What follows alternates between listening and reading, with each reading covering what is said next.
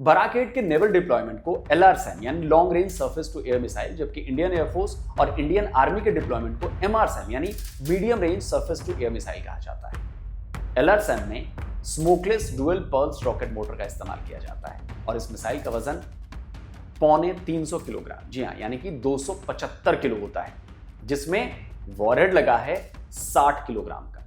इसकी operational range 100 kilometre और speed 2 Mac की होती है। इसमें GPS S बैंड का 2 वे डेटा लिंक गाइडेंस होता है। यह मिसाइल एक्टिव रडार सीकर से लैस है। वर्टिकल लॉन्च वाली ये मिसाइलें 360 डिग्री का कवरेज देती है। वहीं MRSAM यानी बराक 8 का लैंड वेरिएंट जो है वो थोड़ा सा इससे अलग है। MRSAM की रेंज 70 किलोमीटर है, जबकि इसकी मिसाइल 3 मैक की स्पीड से दुश्मन पर हमला करती है।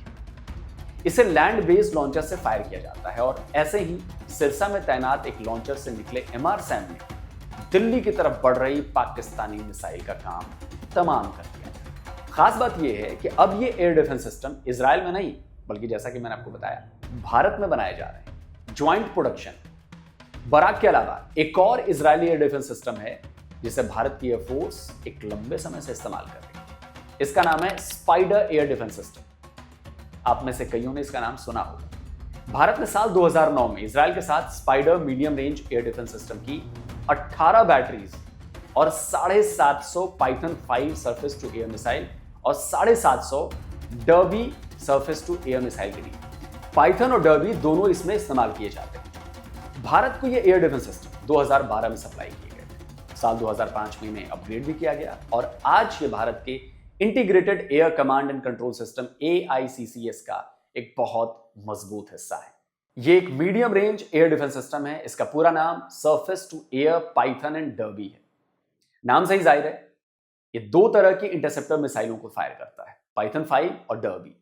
दोनों मिसाइलें अलग अलग तरह से काम करती हैं। पाइथन 5 की रेंज 40 किलोमीटर है, जबकि डर्बी की 80 किलोमीटर। पाइथन 5 की फ्लाइट एल्टीट्यूड 30,000 फीट है, जबकि डर्बी की 52,000 फीट। दोनों मिसाइलों की जो स्पीड है वो एक जैसी है, 4 मैक की, लेकिन गाइडेंस जो इनके हैं वो दोनों अलग अलग हैं। पाइथन 5 में इंफ्रारेड होमिंग के साथ साथ इलेक्ट्रो ऑप्टिकल इमेजिंग सिस्टम है, तो डर्बी में एक्टिव रडार होमिंग है। मीडियम रेंज में इजराइल का ये एयर डिफेंस सिस्टम भी भारत के इंटीग्रेटेड एयर डिफेंस सिस्टम में एक बहुत बड़ी भूमिका निभा रहा है।